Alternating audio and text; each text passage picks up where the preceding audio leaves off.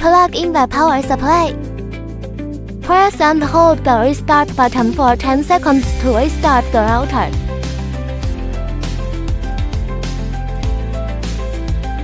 Select the system and click on Backup and Upgrade. Click to select the file upload, then click to flash the firmware.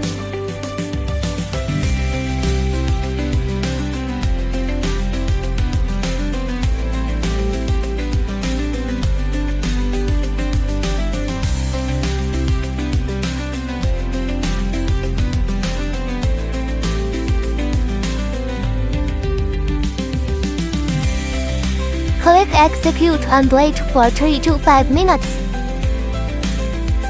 The indicator light of the equipment lights up again.